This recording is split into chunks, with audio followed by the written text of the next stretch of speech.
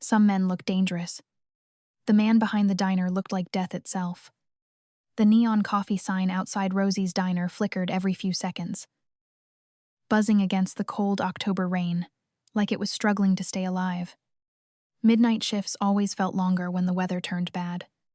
The kind of rain that soaked through sneakers in seconds and made the whole town smell like wet asphalt and burnt coffee. I wiped down the last booth near the window, while the old jukebox hummed low in the corner. My back ached. My feet were killing me. And all I wanted was to get Lily home before she fell asleep in one of the diner booths again. "Mom," my daughter whispered from the counter stool, clutching her little stuffed rabbit beneath her pink raincoat. "Can we go now?" I looked over and smiled, despite how exhausted I felt. 7 years old, and she still tried so hard not to complain during my late shifts. 2 more minutes. Boo. Lily nodded sleepily, kicking her tiny sneakers against the chrome stool legs while rain streaked down the windows behind her.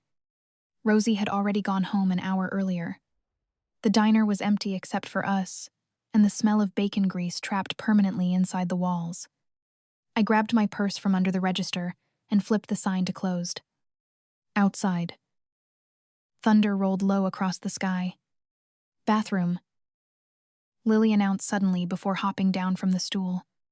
"Hurry," I called after her. "Storm's getting worse." I started stacking coffee mugs when I realized she'd been gone too long. At first, I ignored it. Kids wandered. Lily especially. But then the back door creaked open.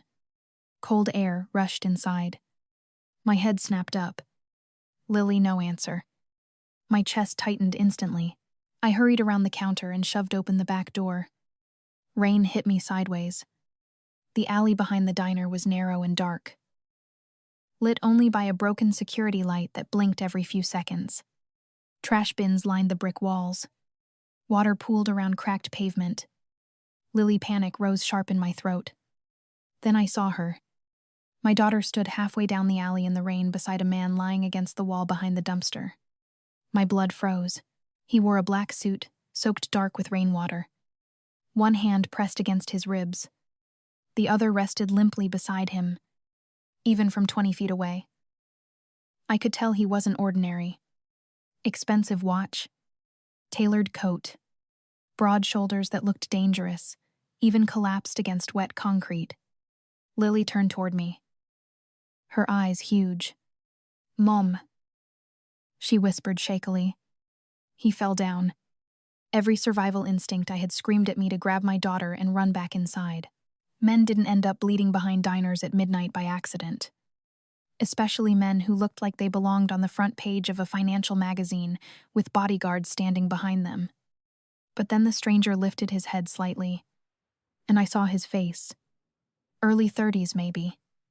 Dark, wet hair pushed back from sharp features. Pale skin. A faint cut near his eyebrow. But it was his eyes that stopped me cold. Gray. Clear. Focused directly on Lily even through obvious pain. Not angry. Not threatening. Just tired. The kind of tired that went deeper than exhaustion.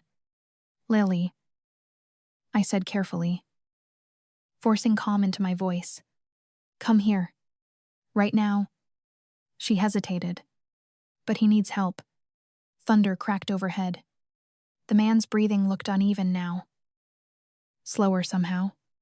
His head tilted back against the brick wall for 1 second, before his eyes closed. Something twisted painfully in my chest. Maybe it was the nurse training I never finished. Maybe it was the fact that no human being deserved to die alone in an alley behind a diner. Or maybe it was the way my little girl looked at him like he was still worth saving. I swallowed hard and stepped forward into the rain. "Okay," I whispered. "Let's see if he's still breathing." Rain soaked through my diner uniform within seconds as I crouched beside him on the cold pavement. Up close, he looked even worse. His breathing was shallow, controlled. Somehow, like he was forcing himself not to lose consciousness. Water dripped from the ends of his dark hair onto the collar of his black coat. Expensive coat. Probably worth more than my monthly rent. Lily moved closer beside me, clutching her stuffed rabbit against her chest. "Is he dead?" she whispered. "No," I answered quickly, even though I was not completely sure.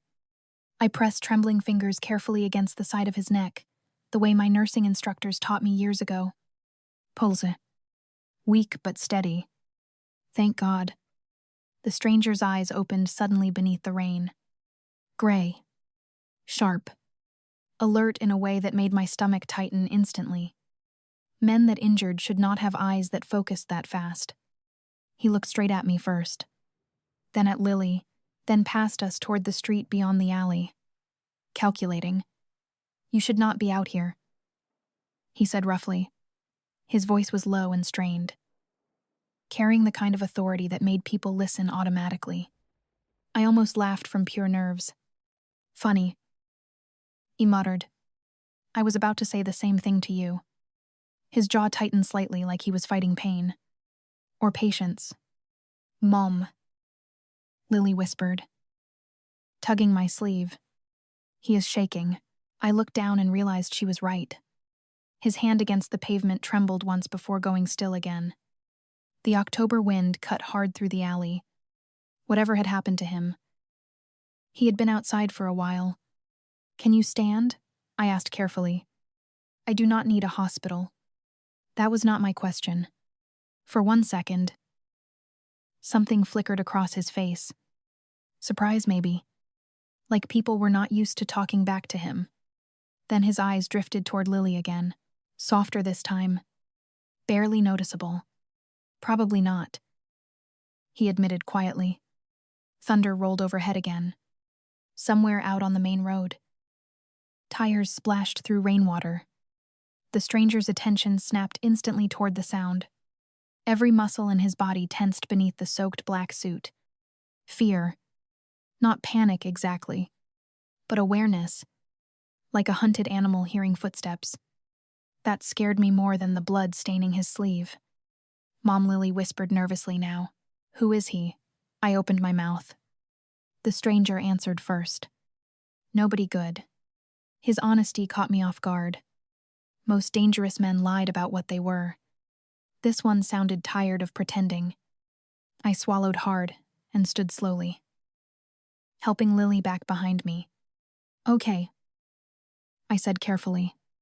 "Here is what is going to happen. You are going to stand up.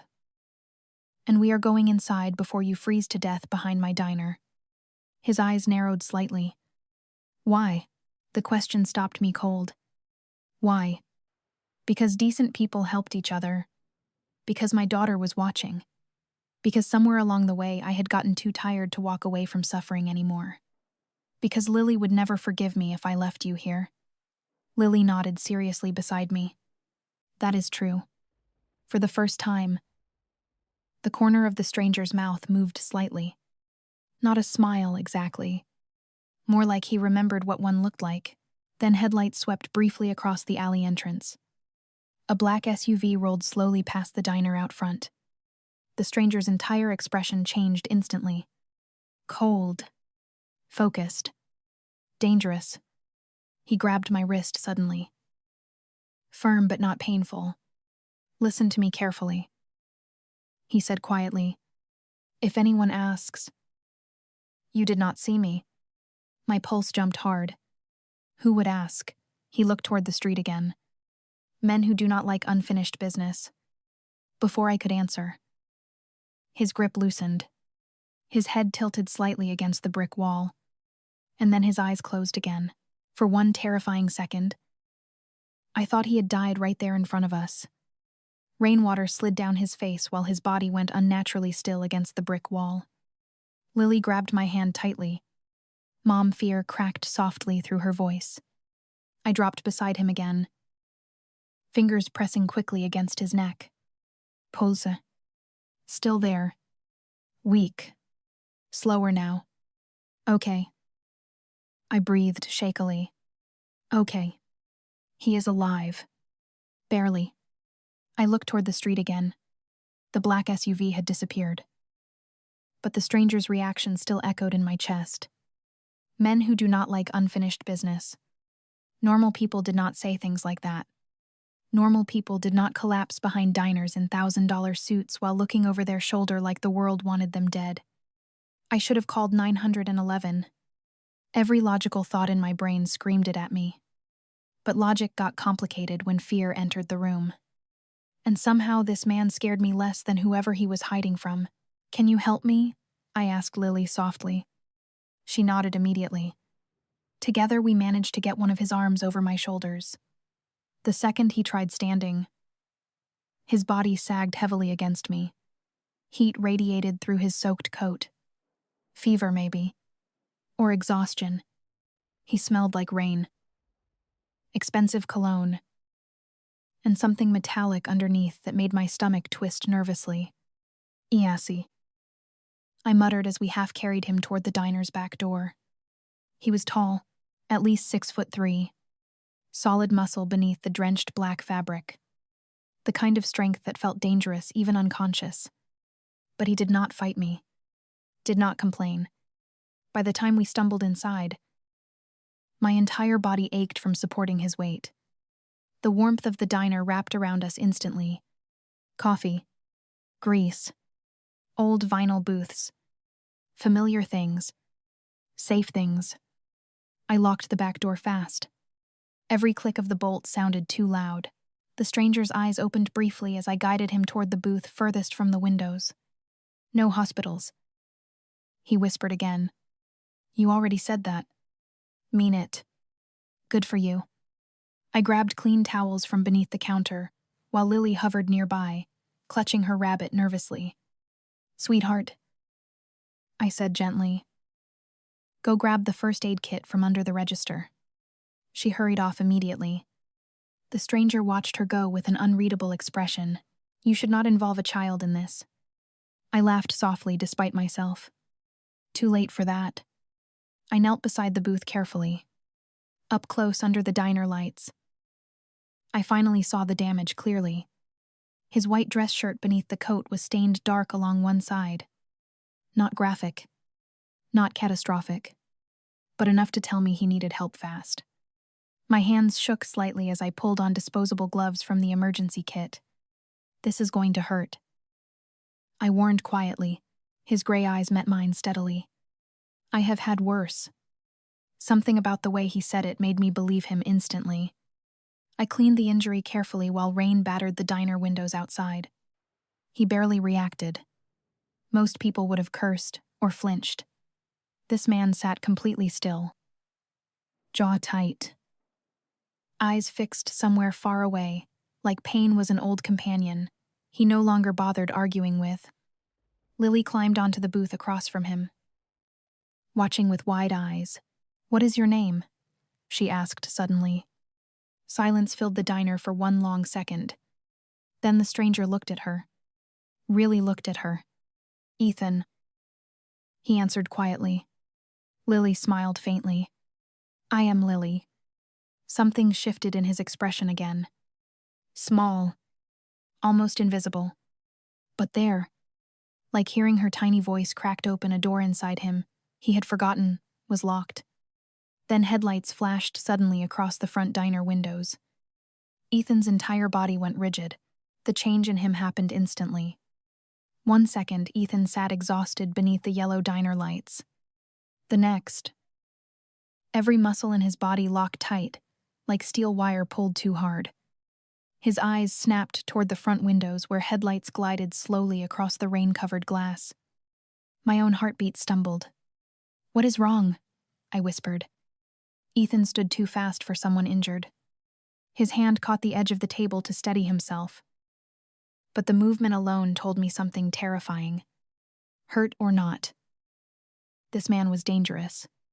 "Turn off the lights," he said quietly. Not loudly. Not panicked. Somehow that made it worse. Lily looked between us nervously from the booth. "Mom," I moved automatically, flipping off the neon beer sign first. Then the overhead lights above the counter.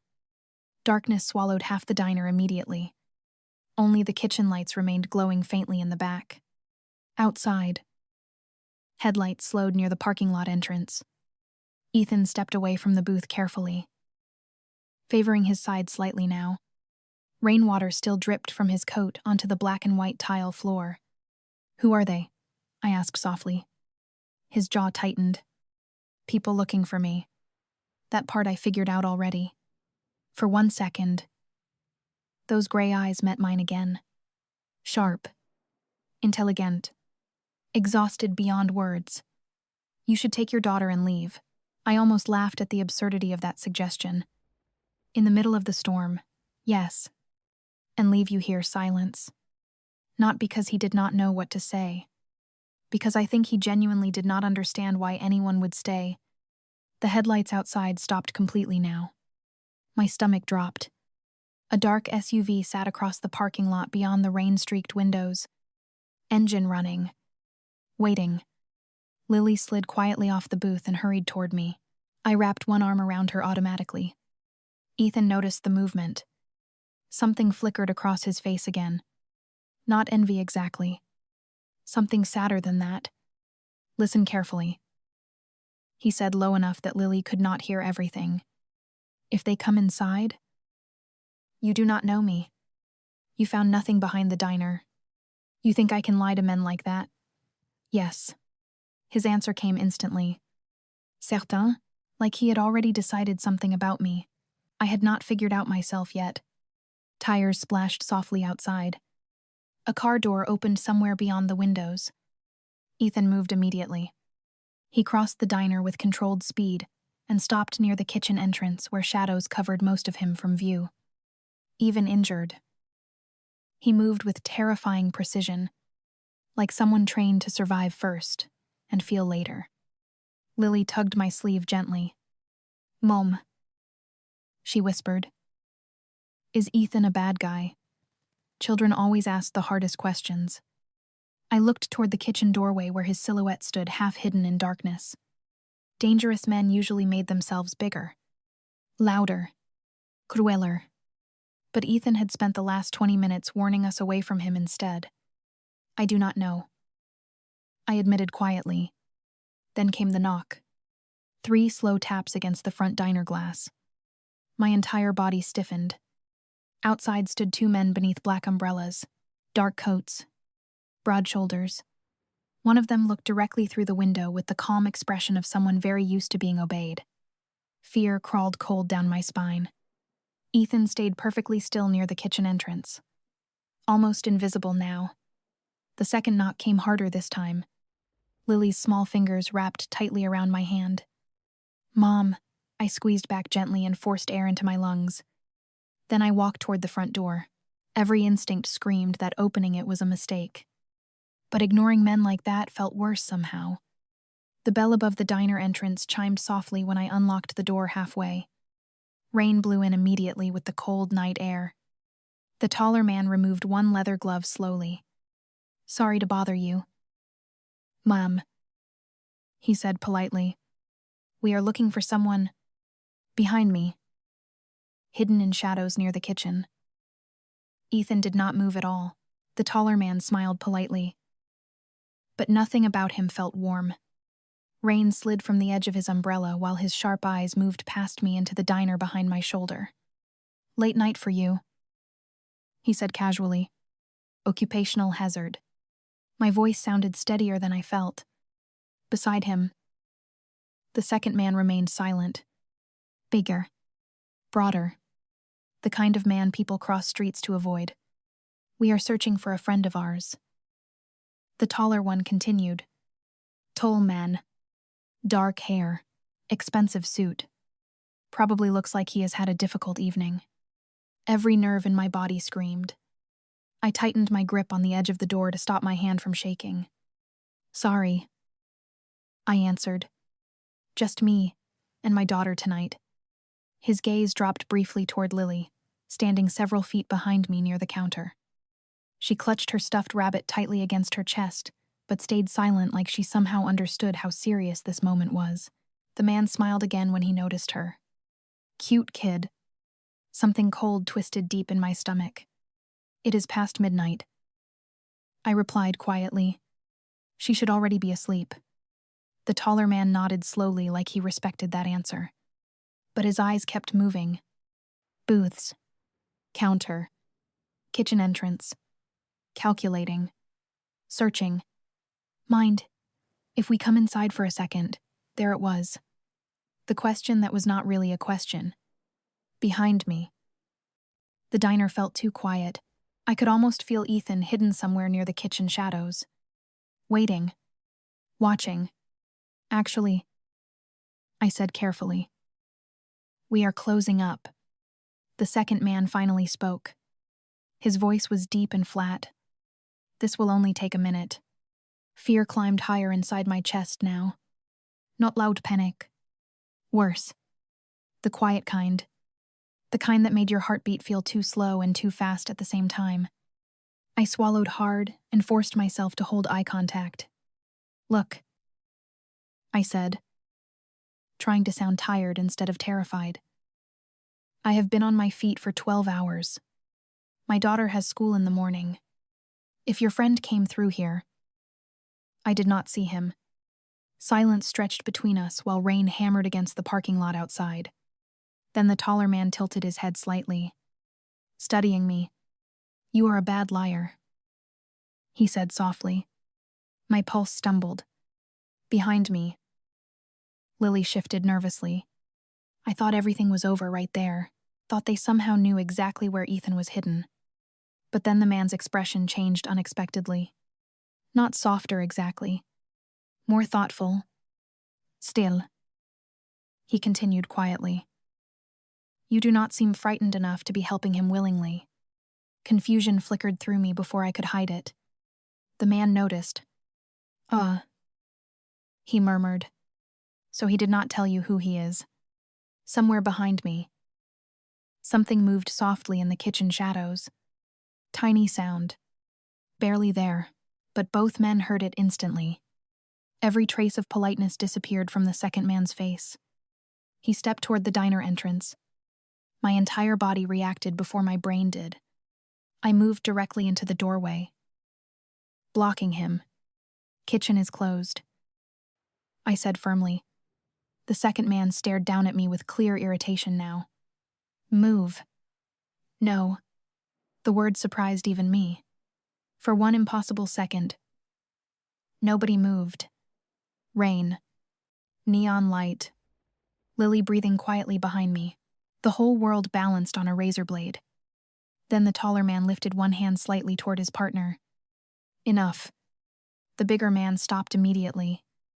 Obedience that fast meant something. Power. The taller man looked at me one final time.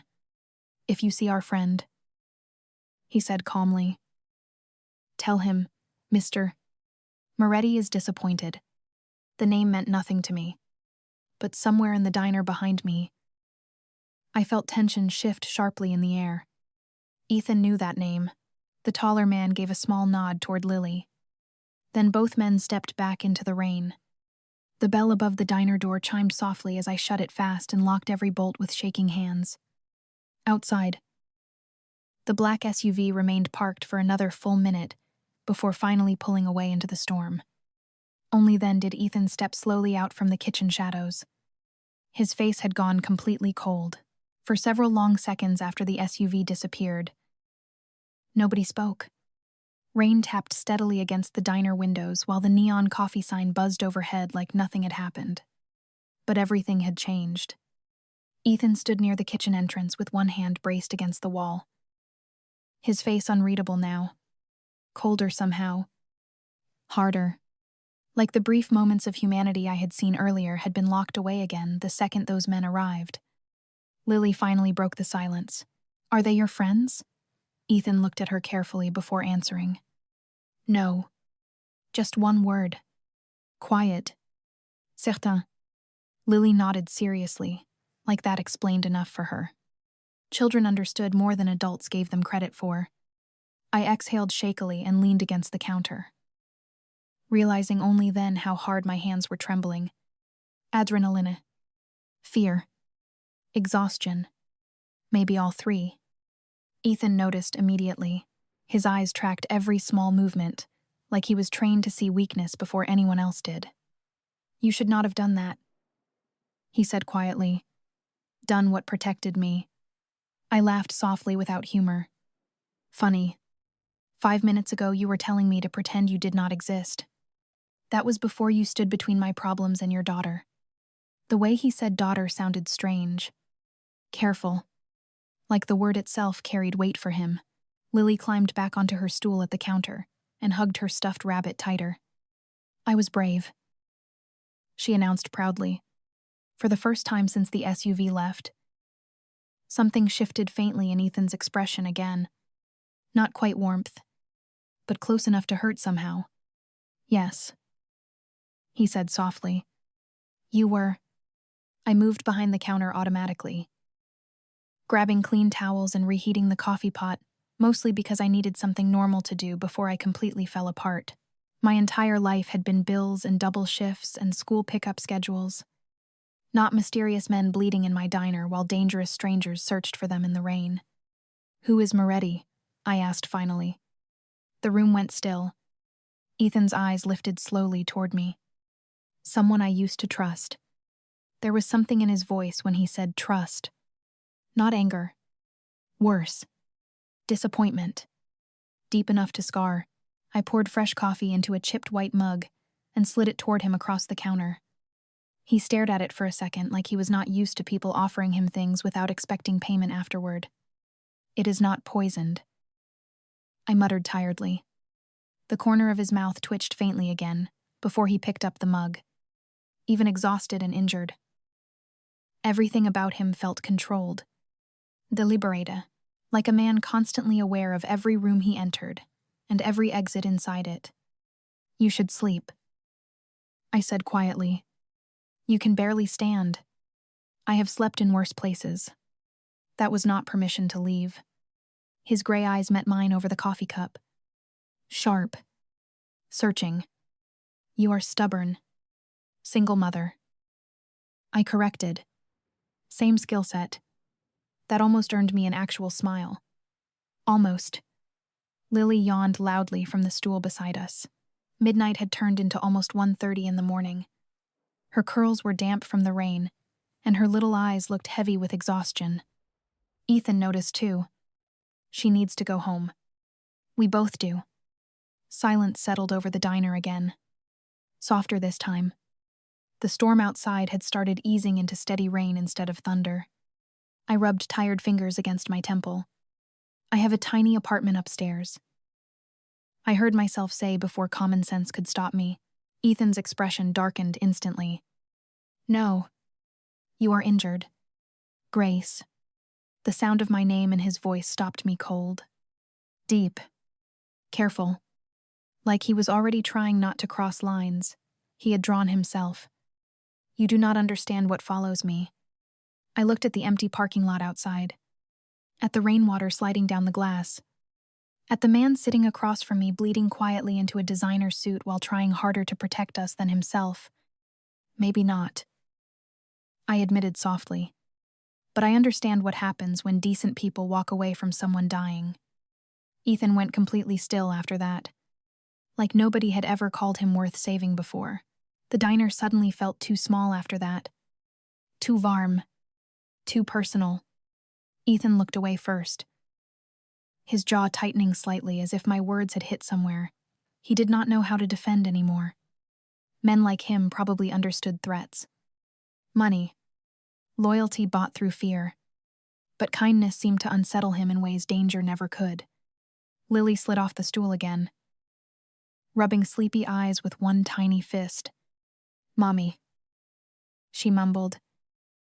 I am tired. My chest softened instantly. I know. Bug. I grabbed our coats from the hook near the kitchen entrance, while Ethan watched silently from the counter stool. Up close beneath the soft diner lights. Exhaustion had started creeping through the control he fought so hard to maintain. His face looked pale now. Shadows carved beneath his eyes. Whatever happened before we found him had taken more out of him than he wanted me to see. You can barely stay awake, I said quietly. That makes two of us. He looked almost human when he said that. Almost ordinary. Then he ruined it by scanning the windows again automatically, like he expected enemies behind every passing headlight. I handed Lily her raincoat and turned back toward him. "You are coming upstairs." Ethan exhaled slowly through his nose. "Grace, I am not arguing with an injured man at 2 in the morning. You should." "Too tired." Lily reached for Ethan suddenly with complete childhood confidence. "You can sleep on our couch," she announced.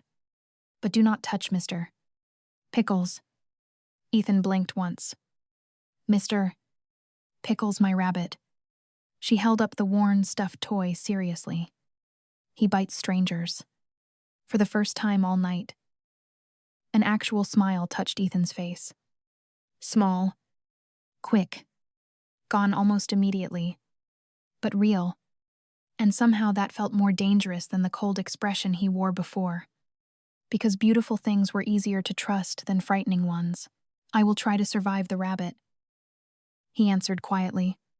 20 minutes later, we climbed the narrow staircase above the diner, while rain rattled softly against the old building outside. My apartment was tiny. 1 bedroom for Lily. Fold-out couch for me. Small kitchen with chipped cabinets, and a radiator that screamed like it hated winter personally. Nothing glamorous. Nothing hidden. Ethan paused just inside the doorway when we entered. His eyes moved carefully over everything. The framed finger paintings on the refrigerator. Lily's tiny sneakers by the heater. The stack of overdue bills near the microwave I forgot to hide. His gaze lingered there for 1 second too long. Embarrassment warmed my cheeks instantly. "Welcome to luxury living," he muttered dryly. Ethan looked back at me slowly. "It feels safe here." The quiet honesty in his voice caught me completely off guard. Lily disappeared into her bedroom, while I grabbed clean towels from the bathroom closet. Ethan remained standing near the window. Posture tense, despite obvious exhaustion. "Nobody knows where you live?" he asked suddenly. "Not really." "Good. That does not sound comforting." His eyes stayed on the rain outside. "It is not meant to." Silence settled softly between us again. Strange, how quickly silence around him changed shape. At first it felt dangerous. Now it felt heavy. Tired.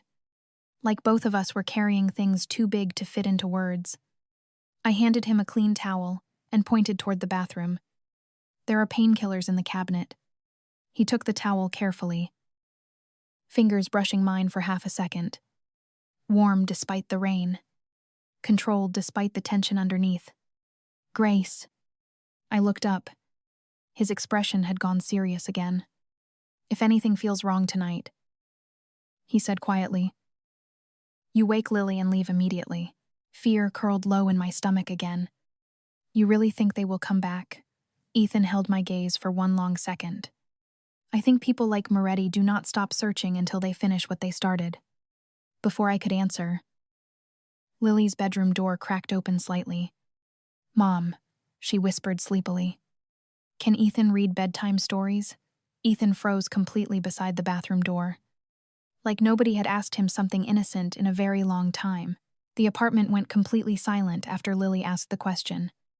Ethan stood near the bathroom doorway, holding the clean towel in one hand. Frozen like he did not know what to do with himself anymore. Rain tapped softly against the windows. Somewhere downstairs, the diner refrigerator hummed through the ceiling vents. Small, ordinary sounds. But nothing about this moment felt ordinary.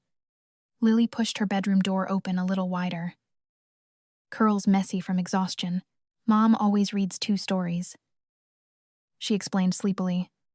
"But her voice gets tired after work." Ethan looked at me then. Not cold this time. Not dangerous. Lost. Completely and unexpectedly lost. "You do not have to," I said quietly, suddenly feeling strange about the whole thing. He looked like a man who handled negotiations worth millions of dollars without blinking. Yet somehow a bedtime story seemed to terrify him more than the men hunting him outside. Lily yawned loudly again. "Please." Ethan stared at her for another long second before clearing his throat softly. "I do not think I am very good at bedtime stories." That is okay, Lily whispered. Neither is Mommy when she falls asleep in the middle. Hey, I protested weakly. Lily smiled proudly, before disappearing back under her blankets. Ethan glanced toward the bedroom doorway, like it might explode if he stepped too close. Then he looked back at me. I have never done this before. Something about the honesty in his voice twisted painfully in my chest. Not because it sounded dramatic, because it sounded true. Just pick a book, I said softly. She likes the bunny one. 5 minutes later, I stood quietly in the kitchen, pretending to make tea, while Ethan sat awkwardly on the tiny chair beside Lily's bed, holding a worn picture book in hands that looked built for entirely different things. The bedside lamp cast warm gold light across his face. Now, instead of harsh diner, neon. Softer somehow. Human. Lily tucked Mr. Pickles beneath her chin and looked up at him expectantly. Ethan opened the book carefully, like it might break. The Little Rabbit Who Could Not Sleep. He read slowly. His deep voice sounded rough at first. Uncertain. Like someone learning a language nobody ever taught him. But Lily listened like he was the greatest storyteller alive. I leaned quietly against the kitchen counter and watched without meaning to. There was something surreal about seeing a man like Ethan reading children's books in my tiny apartment at 2 a.m. while rain slid down the windows outside. The contrast should not have worked, but somehow it did. Halfway through the story, Lily interrupted suddenly. Ethan. Are you a good guy or a bad guy? My breath caught instantly. Ethan went still beside her bed. The silence stretched long enough that I almost stepped in to rescue him from the question. But then he closed the book slowly and looked down at her. I think, he said quietly. I forgot how to be a good one for a while. The honesty of it hit me harder than any lie could have. Lily studied him carefully with the serious expression only children could manage. Then she reached out one tiny hand from beneath the blankets and placed it over his much larger one. Mom says people can come back if they want to. Ethan stared at their hands together, like he had never seen anything more confusing in his life. His throat moved once before he answered. Your mother sounds smarter than me. Everybody is smarter than boys. Lily informed him sleepily. I covered my mouth quickly to hide the laugh that escaped me. Ethan looked toward the kitchen then. Toward me. And for one impossible second, the exhaustion in his eyes cracked open enough for me to see something underneath all the danger and control. Loneliness. Deep enough to drown in. Lily finally drifted asleep minutes later with Mr. Pickles tucked under one arm, and the storybook resting open beside her pillow. Ethan rose carefully from the chair, moving quieter now than a man his size should. When he stepped back into the kitchen, the apartment suddenly felt smaller again. More intimate somehow. He stopped near the counter, while I handed him a cup of tea. Thank you, he said quietly. Simple words. But they sounded unfamiliar in his mouth. Like gratitude was not something he got to practice often. Then his eyes shifted toward the rain-covered window beside the couch. The softness disappeared instantly. Every muscle in his body tightened again. Grace, he said low and controlled. Get away from the windows. My stomach dropped. Why? Ethan's gray eyes stayed fixed on the dark street below. Because that black SUV just came back. Every bit of warmth vanished from the apartment in an instant. Ethan moved fast despite the injury at his side, crossing the kitchen silently before pulling the curtain back just enough to glance toward the street below. I stayed frozen beside the counter, my pulse suddenly pounding so hard I could hear it in my ears. Tell me that is not the same SUV. I whispered.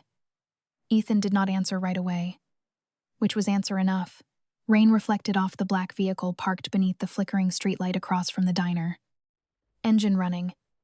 Windows dark. Waiting. Watching. The same way predators watched before deciding whether to strike. Ethan let the curtain fall closed again carefully. Every movement stayed controlled. But tension rolled off him, now sharp enough to cut through the room. Grace, he said quietly. Wake Lily.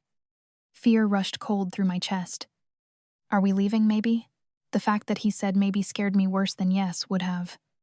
I hurried toward Lily's room. But Ethan caught my wrist gently before I reached the door. His grip was warm. Steady. Do not let her see you afraid. I looked up at him then. Really looked. At the exhaustion carved into his face. At the storm-gray eyes constantly calculating danger. At the man who probably carried enough darkness behind him to ruin anyone standing too close. And yet all night long, his first instinct had been protecting us. Even now. Who are you really? I whispered. Ethan's jaw tightened slightly. Someone Moretti wants erased. Before I could ask anything else. Headlights flashed briefly across the apartment ceiling from below. Too close now. Ethan released my wrist immediately and stepped back toward the window. Go, he said low. I woke Lily gently, while my hands trembled beneath the blankets. She blinked sleepily up at me. Curls tangled across her pillow. Mommy, put your shoes on. Bug. Why, I forced a smile that felt paper thin. Adventure. Children always knew when adults lied. But somehow Lily trusted me enough not to push. By the time she climbed sleepily into her raincoat, Ethan had moved away from the windows completely. The apartment lights were off now, except for the small lamp near the couch. Shadows stretched long across the tiny kitchen walls. Backstairs, he asked quietly. I nodded. They lead into the alley behind the diner. Ethan exhaled slowly, like he had already mapped every exit in his head 3 times over. Then came footsteps downstairs. Heavy. Slow. My blood turned to ice instantly. Someone had entered the diner below us. Lily grabbed my hand tightly. Mom. Ethan crossed the apartment in 2 silent steps and crouched carefully in front of her. Even injured. His presence filled the room completely. Lily, he said softly. I need you to be brave again. She nodded immediately. Though fear had finally entered her little eyes too. Ethan reached into his coat slowly and pulled out something small from an inner pocket. A silver coin. Old. Worn smooth around the edges. He placed it carefully into her tiny palm. For luck, he said quietly. Lily looked down at it seriously, before closing her fingers around it tight. Will you come with us? The question hit harder than it should have. Ethan's expression shifted almost imperceptibly. Pain, maybe. Regret. I will try. Footsteps creaked again downstairs. Closer this time. My heart slammed hard against my ribs. Ethan stood slowly and looked toward me. The softness from earlier was gone now, replaced by something colder, more dangerous. But beneath it, I saw something else too. Decision. Grace. He said quietly. If anything happens, you take Lily and keep moving. Do not stop for me. No. The word left my mouth before I could think. Ethan stared at me for 1 long second, like nobody had ever answered him that way before. Then the apartment door downstairs opened. Silence followed. Heavy. Waiting. Ethan stepped between us and the hallway automatically, protecting us without hesitation. And for the first time all night, I realized the most terrifying thing was not the men hunting Ethan Blackwood. It was the fact that somewhere between the diner alley and this tiny apartment, I had stopped being afraid of him at all.